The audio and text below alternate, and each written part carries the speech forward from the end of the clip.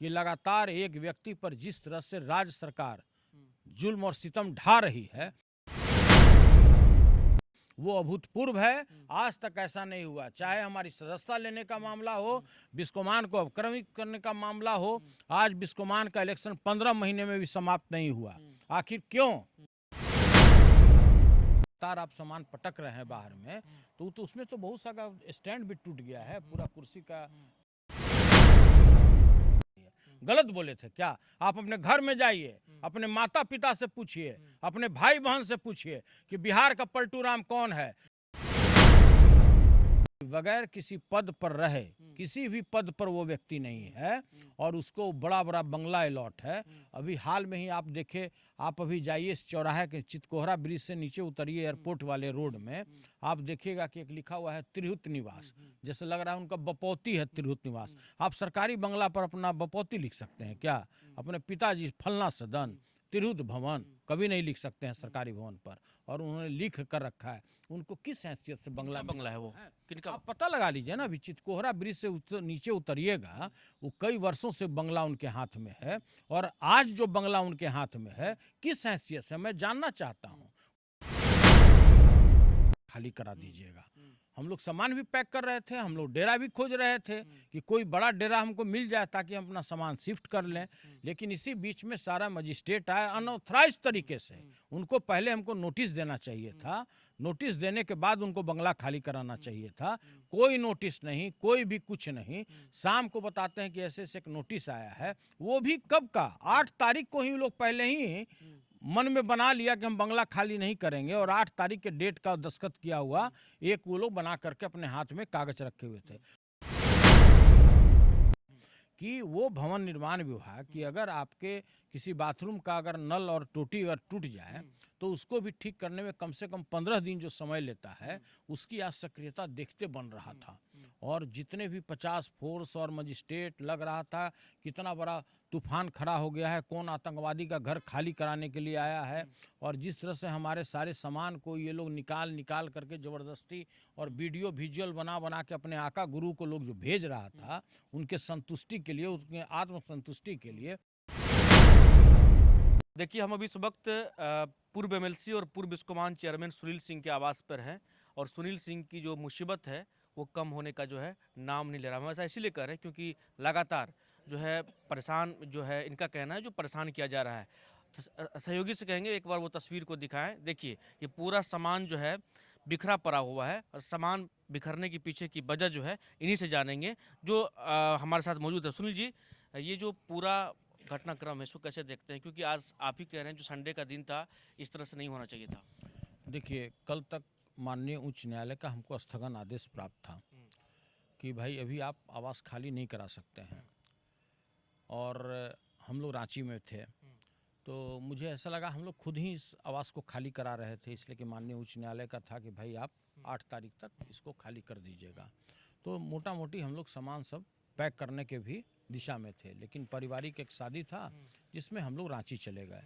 और इसी बीच में आज सुबह में हमको 11 बजे जानकारी मिली कि 50 फोर्स, 4-5 मजिस्ट्रेट सभी लोग आए हुए हैं। तो पहले तो मुझे कुछ दूसरा ही बात लगा, लेकिन तुरंत खबर आया कि नहीं, वो लोग सामान खाली कराने के लिए यहाँ पर आए हुए हैं। तो मैंने कहा कि ठीक है, कम से कम हम चले आते हैं। अभी बोलना कि वो लोग आराम से बैठे, उन लोगों को चाय पिलाना, और तुरंत हम 4-5-6 घंटे के अंदर में, 6-6.5 घंटे में हम रांची से पटना पहुँच जाएंगे। और हम तुरंत वहाँ से चले आए। लेकिन इसी बीच में फिर जानकारी मिला कि नहीं, ये लोग लेबर भी लेकर के आए थे, और जितना भी हमारा सोफ़ा वोफ़ा और जो भी सामान था बेतरीब तरीके से उसको लॉन में ही लोग फेंकना शुरू कर दिया। सामान तो बाद में हमने पैक कराया इसको कि भाई बाहर इस तरह से अगर फेंक दिए हैं तो भाई कम से कम कुछ तो सेंस होना चाहिए कि इस तरह से किसी का पैसा लगा हुआ है ना फर्नीचर में, और आप इस तरह से उसका लगातार आप सामान पटक रहे हैं बाहर में, तो उसमें तो बहुत सा स्टैंड भी टूट गया है, पूरा कुर्सी का पैर भी टूट गया। और जो लेबर था, लेबर आया और लेबर पूरा सामान बिखेरना चालू कर दिया। तो भाई हम आए यहाँ पर, और आने के बाद इसको पहले जो पैकिंग वगैरह करता है उसको बुला करके हम पैकिंग कराना शुरू किए, और मोटा मोटी जितना भी सामान था हमने इसको पैक करा दिया। तो भाई देखिए, इसमें सबसे चौंकाने वाला तथ्य यह है कि वो भवन निर्माण विभाग कि अगर आपके किसी बाथरूम का अगर नल और टोटी अगर टूट जाए तो उसको भी ठीक करने में कम से कम 15 दिन जो समय लेता है, उसकी आज सक्रियता देखते बन रहा था। और जितने भी 50 फोर्स और मजिस्ट्रेट लग रहा था, कितना बड़ा तूफान खड़ा हो गया है, कौन आतंकवादी का घर खाली कराने के लिए आया है, और जिस तरह से हमारे सारे सामान को ये लोग निकाल करके ज़बरदस्ती और वीडियो विजुअल बना के अपने आका गुरु को लोग जो भेज रहा था, उनके संतुष्टि के लिए, उनके आत्मसंतुष्टि के लिए। और सभी लोग जानता है कि भाई वो प्रतिशोध की भावना से वो जलते रहते हैं। और सारा लोग इसी तरह से कार्य किया। और इतना भी शर्म नहीं आया भाई कि इसी पटना में कम से कम 25 बंगला को मैं जानता हूं कि बगैर किसी पद पर रहे, किसी भी पद पर वो व्यक्ति नहीं है, और उसको बड़ा बड़ा बंगला अलॉट है। अभी हाल में ही आप देखे, आप अभी जाइए इस चौराहे के चितकोहरा ब्रिज से नीचे उतरिए एयरपोर्ट वाले रोड में, आप देखिएगा कि एक लिखा हुआ है तिरहुत निवास, जैसे लग रहा है उनका बपौती है तिरहुत निवास। आप सरकारी बंगला पर अपना बपौती लिख सकते हैं क्या? अपने पिताजी फलना सदन तिरहुत भवन कभी नहीं लिख सकते हैं सरकारी भवन पर, और उन्होंने लिख कर रखा है। उनको किस हैसियत से बंगला है वो? किनका? आप पता लगा लीजिए ना। अभी चितकोहरा ब्रिज से नीचे उतरिएगा, वो कई वर्षों से बंगला उनके हाथ में है, और आज जो बंगला उनके हाथ में है किस हैसियत से, मैं जानना चाहता हूँ। उतना ही नहीं, इसी कैंपस में 20 बंगला है। 2 बंगला के बारे में मैं जानता हूँ कि वो अनऑथराइज तरीके से उस बंगला में रहते हैं। किस हैसियत से हो, किस पद पर है, हम नाम नहीं लेना चाहते हैं। उतना ही नहीं, 20 और भी बंगला मैं जानता हूँ। हम नाम अगर बुलाने लगे तो परत दर परत खुलना चालू हो जाएगा। वो 20 बंगला, और ये भी जानिए यहीं पर हम रुकने वाले नहीं हैं। PIL फाइल करेंगे कि किस हैसियत से उन लोगों को बंगला दिया गया है। तो देखिए, हम कादो से कादो साफ नहीं करना चाहते कि भाई उनको बंगला अगर अनऑथराइज तरीके से मिल गया तो हमको भी आप दे दीजिए। उनका एक्ट गलत है आज का, उनका कार्रवाई गलत है। हम इसके विरोध में हैं कि आप कम से कम एक नोटिस हमको दे सकते थे कि 3 दिन के अंदर में या 72 घंटे के अंदर में आप यह बंगला खाली करा दीजिए, अन्यथा मजिस्ट्रेट से जबरन आपका बंगला खाली कराया जाएगा। कोई नोटिस नहीं। हाँ, उनका कहना था जो हमको आज तक का समय जो है इनको दिया गया, इसलिए हम लोग आए। कहाँ पर दिया गया? किसने हमको समय दिया? माननीय उच्च न्यायालय ने हमको 8 तारीख तक समय दिया था कि भाई 8 तारीख को आप बंगला खाली करा दीजिएगा। हम लोग सामान भी पैक कर रहे थे, हम लोग डेरा भी खोज रहे थे कि कोई बड़ा डेरा हमको मिल जाए ताकि हम अपना सामान शिफ्ट कर लें। लेकिन इसी बीच में सारा मजिस्ट्रेट आया अनऑथराइज तरीके से। उनको पहले हमको नोटिस देना चाहिए था, नोटिस देने के बाद उनको बंगला खाली कराना चाहिए था। कोई नोटिस नहीं, कोई भी कुछ नहीं। शाम को बताते हैं कि ऐसे एक नोटिस आया है, वो भी कब का? 8 तारीख को ही लोग पहले ही मन में बना लिया कि हम बंगला खाली नहीं करेंगे, और 8 तारीख के डेट का दस्तखत किया हुआ एक वो लोग बना करके अपने हाथ में कागज रखे हुए थे। तो देखिए, यह बहुत ही दुर्भाग्यपूर्ण है। हमने आप अच्छी तरह से जानते हैं कि लगातार एक व्यक्ति पर जिस तरह से राज्य सरकार जुल्म और सितम ढा रही है, वो अभूतपूर्व है। आज तक ऐसा नहीं हुआ, चाहे हमारी सदस्यता लेने का मामला हो, बिस्कोमान को अवक्रमित करने का मामला हो। आज बिस्कोमान का इलेक्शन 15 महीने में भी समाप्त नहीं हुआ। आखिर क्यों? लोग पूछना चाहता है इनसे कि आखिर 15 महीना हो गया, 6 बार आपने टाइम रिशेड्यूल किया, 2 बार चुनाव आपने रद्द किया, आप 1 बार रिकाउंट कराए, फिर भी आपका आदमी नहीं जीत रहा है, और अभी तक आपने अध्यक्ष और उपाध्यक्ष का निर्वाचन नहीं कराया। तो देखिए, ये जो वर्तमान सरकार है, ये प्रतिशोध की भावना में जलती है हमारे विरुद्ध में। आपने देखा होगा कि किस तरह से इन्होंने गलत तरीके से कार्रवाई किया है, और इसका हम लगातार प्रतिकार कर रहे हैं और आगे भी करते रहेंगे। आप भी जानते हैं कि जो हमारा MLC का जो हमारा सदस्यता लिया गया, इसके लिए माननीय उच्चतम न्यायालय न तो मेरे अभी पक्ष में फैसला किया है, न सरकार के पक्ष में किया है। हाँ, जो ये लोग 2 घंटे के बाद किसी को MLC आनन फानन बना रहे थे, उस पर उन्होंने स्थगन आदेश देने की कृपा की है। तो भाई इनको समझना चाहिए था कि इतना जल्दीबाजी क्या है। आप 5-10 दिन के बाद भी खाली करा सकते थे। आप माननीय उच्चतम न्यायालय के आदेश आने की प्रतीक्षा कर सकते थे, लेकिन आपने इसका प्रतीक्षा नहीं किया, और आनन फानन में अपने आदमियों से मजिस्ट्रेट को भेज के, पुलिस बल प्रयोग करके हमारे सामान को बेतरीब ढंग से आपने लॉन में फेंकवाया। अच्छा सुनील जी, इससे कहीं न कहीं आदमी मानसिक रूप से भी आहत होता है। इस तरह की जो घटनाएं होती है तो मानसिक रूप से भी लोग आहत होते हैं। क्या लग रहा है आपको, मानसिक रूप से प्रताड़ित भी किया जा रहा है? देखिए, मानसिक रूप से बीमार वो हैं, हमको ये सब करने से हमको मानसिक रूप से प्रताड़ित कितना करेंगे? हम तो लगातार उनको कई वर्षों से झेल रहे हैं, कई वर्षों से झेल रहे हैं। तो देखिए, इस तरह से करने से हमारे आवाज को वो बंद नहीं कर सकते हैं। जो मैं किसानों के लिए बात करता हूँ, गरीबों के लिए बात करता हूँ, बेरोजगारों के लिए बात करता हूँ, वो मेरे आवाज को नहीं दाब सकते हैं। और अगर ये सोचते हैं कि एक आवाज खाली कराकर हमारे पास वो आएंगे और निहोरा करेंगे, तो ये उनकी भूल है। अच्छा, ये आपके बारे में कहा जाता है जो आप टारगेट करते रहते हैं, बोलते रहते हैं, ऐसी चीजें सामने आती है। देखिए, ऐसी कोई बात नहीं है जो हम बोलते हैं। 1 वर्ष पूर्व आप याद कीजिए, 1 वर्ष से भी ज़्यादा नहीं हुआ होगा, बीजेपी के बड़े बड़े नेता जो आज बड़े बड़े ओहदे पर बैठे हुए हैं, वो उनके बारे में क्या कहते थे मानसिक रूप से बीमार व्यक्ति है, इनसे बिहार नहीं चलेगा, इनको किसी आरोग्यशाला में जाना चाहिए। तो वो जो बोल रहे थे, आज उनके गोद में जाकर बैठ गए। और जब हम किसान की बात करते हैं, गरीबों की बात करते हैं, बेरोजगारों की बात करते हैं, तो हम गलत बोलते हैं। आप हमारा सदन से सदस्यता ले लिए, सदस्यता आपका जाना चाहिए था। आप मिमिक्री कर रहे थे। नहीं, सदस्यता आपका जाना चाहिए था। जिस तरह से महिलाओं के बारे में आपने बखान किया बिहार विधानसभा और विधान परिषद में, सदस्यता आपका जाना चाहिए था। कोई भी सभ्य समाज उस चीज को कबूल नहीं कर सकता है, चाहे आप कितना भी माफी मांग लें। और जिस असभ्य भाषा का, मर्यादित भाषा का, महिलाओं के प्रति असम्मानजनक तरीके से आपने जिस तरह से एक्टिंग करते हुए आपने भाषा का प्रयोग किया था, वैसा भूल दुनिया में कोई व्यक्ति नहीं कर सकता है। और जो गलती आपने सदन में किया, आपने दिखाया कि आपका दिल में महिलाओं के प्रति कितना असम्मानजनक तरीके से आपका भाव है, सभी लोगों ने देखा। तो सदस्यता आपका न जाना चाहिए कि मेरा जाना चाहिए। हमने क्या कहा? मैंने तो यही न कहा था कि बिहार की प्यारी जनता आपको पलटू राम के नाम से पुकारती है। जिस तरह से सांप केचुल प्रतिवर्ष छोड़ता है, उसी तरह से प्रतिवर्ष आप अपना चोला बदलते हैं। मैंने तो यही कहा था। मैंने क्या गलत कहा?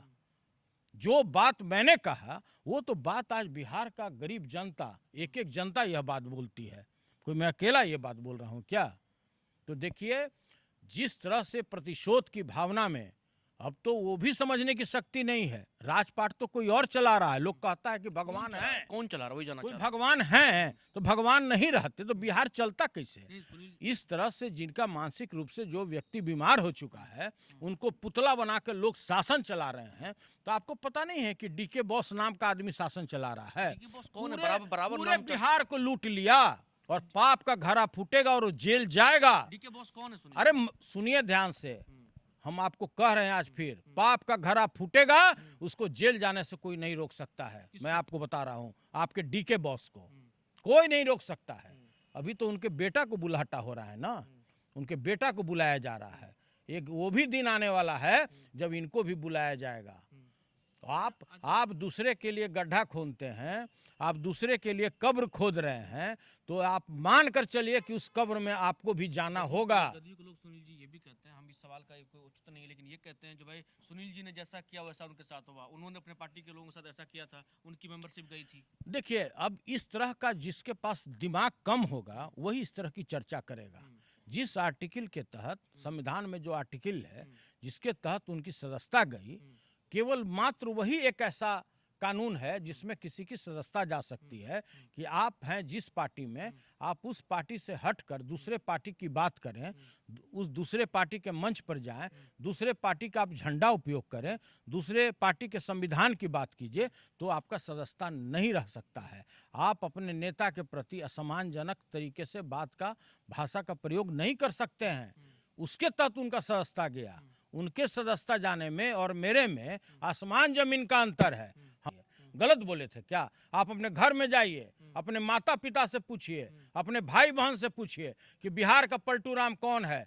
गूगल में सर्च कीजिए पलटू राम मतलब क्या होता है, देखिए किसका तस्वीर निकलता है। तो देखिए, उनके निष्कासन में, उनकी सदस्यता जाने में और मेरे सदस्यता जाने में आसमान जमीन का। राम बली जी कोई हमारे दुश्मन नहीं है, मेरे बहुत अच्छे मित्र भी हैं, समझदार व्यक्ति भी हैं, पढ़े लिखे व्यक्ति हैं। उनको भी पता है कि उनका जो सदस्यता लिया गया वो किस कानून के तहत लिया गया। और मेरा एक आचार समिति को पावर है कि आपका सदस्यता ले लेगा। अरे भाई, संविधान के किस आर्टिकल के तहत आपका गठन हुआ है? मैंने ये सवाल किया था और आज भी सवाल कर रहे हैं और कल भी करेंगे कि आचार समिति का गठन संविधान के किस आर्टिकल के तहत हुआ है? ये सवाल सभी लोग जानना चाहता है।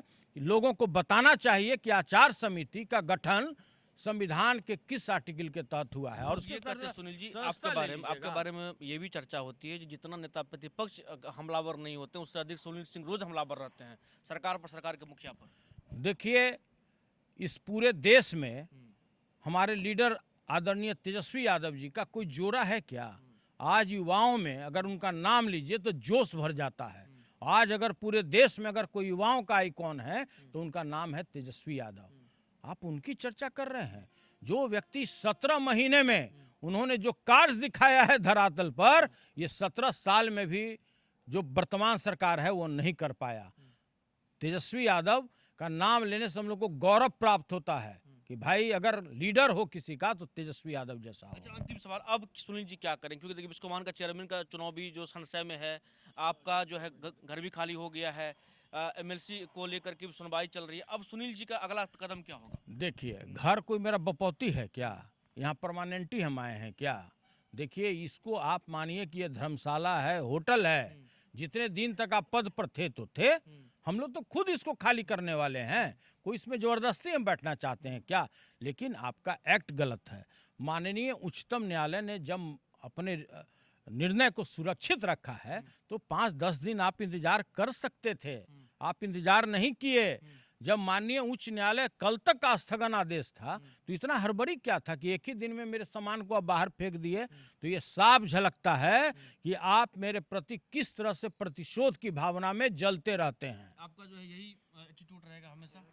अरे तो कोई गलत बोल रहे हैं क्या? कभी भी हम गलत नहीं बोलते हैं। हम किसान की बात करते हैं, हम गरीबों की बात करते हैं, हम आम जनों की बात करते हैं, बेरोजगारों की बात करते हैं और पहले भी किए। और बिहार जिस तरह भ्रष्टाचार के गंगोत्री में डूब चुका है, उसके नायक हैं दीपक बाबू।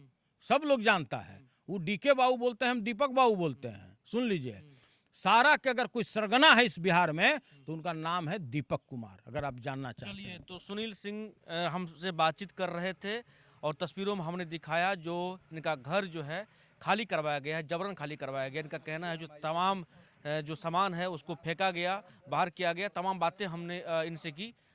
सहयोगी नीतीश के साथ अंशु झा, न्यूज़ बाइस्कोप, पटना।